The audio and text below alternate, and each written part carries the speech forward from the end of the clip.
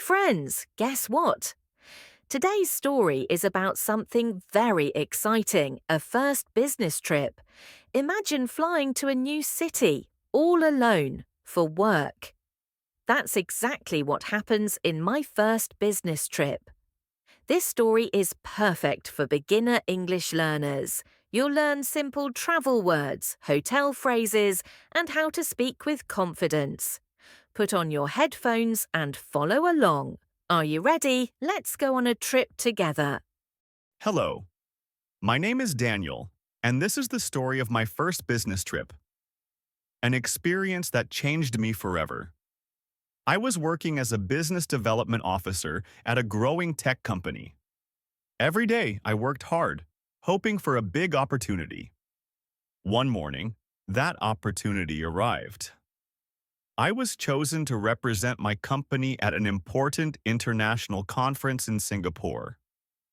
It was an honor and a huge responsibility.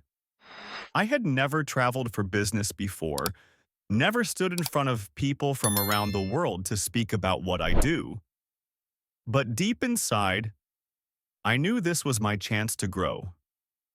From the moment I received the news, I started preparing.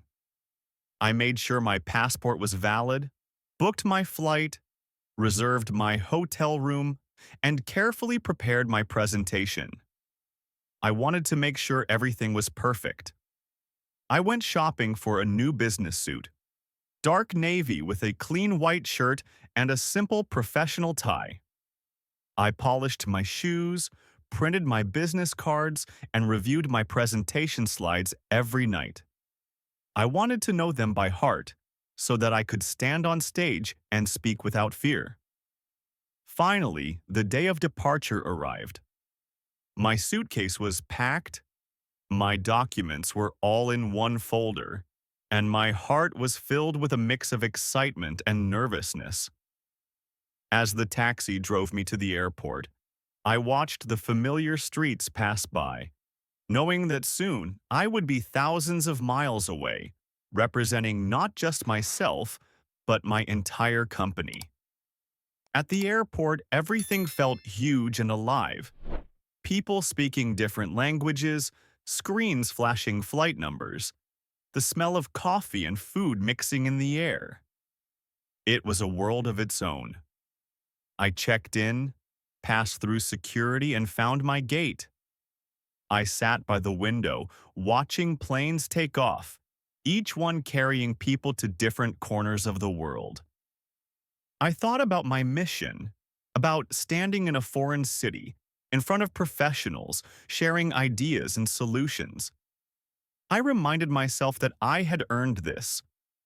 When the plane finally lifted off the ground, I felt weightless, not just physically, but emotionally too. It was the beginning of something big.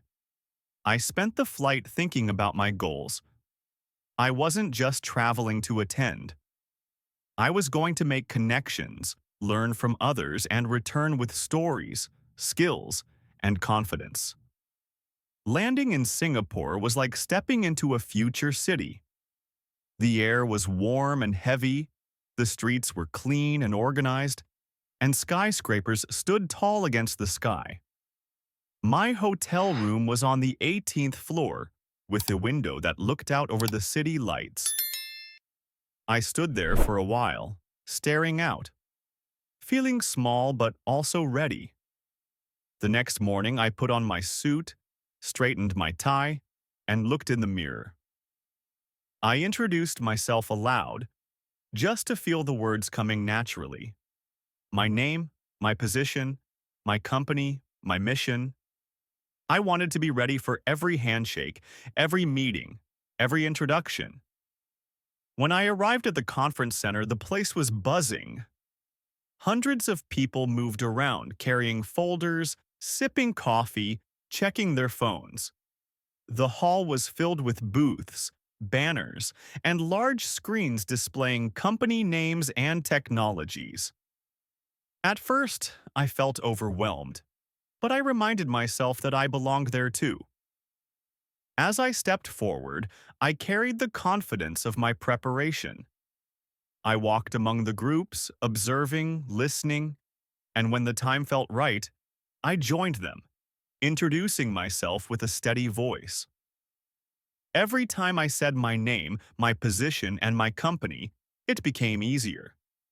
With each handshake, I felt the barrier between me and the international world getting thinner. My presentation was scheduled for the second day. I arrived early, checked the stage, tested the microphone, and reviewed my slides one last time. When the moment came, I stood on the stage, lights shining in my eyes, faces watching from every corner of the room. My heart pounded, but I remembered every hour of preparation, every word I had practiced. I began by introducing myself, loud and clear, making sure every person in the room knew who I was, where I came from, and what I stood for. As I spoke, my confidence grew. I explained our solutions, shared stories of clients we had helped, and presented the impact we wanted to make. I made eye contact, I smiled, and I moved with purpose. By the time I finished, the applause echoed, and people approached me with questions, handshakes, and genuine interest. That night, back in my hotel room, I looked out at the city again. But this time, I didn't feel small. I felt capable, connected, and proud. I had done it. I had stood among the best, spoken my truth, and represented my company well. When the trip ended and I returned home, I wasn't the same person who had left. I came back with new knowledge, new connections, and most importantly, a new belief in myself. That first business trip wasn't just a flight to another country. It was a journey into a better, stronger version of who I could be. Wow, you made it to the end. Great job. Did you enjoy the story? Let's practice now. Have you ever travelled for work or school? Where did you go? Tell us in the comments. Don't forget to like, subscribe, and turn on the bell so you don't miss the next adventure. Thanks for learning with us. See you in the next story. Bye bye and safe travels.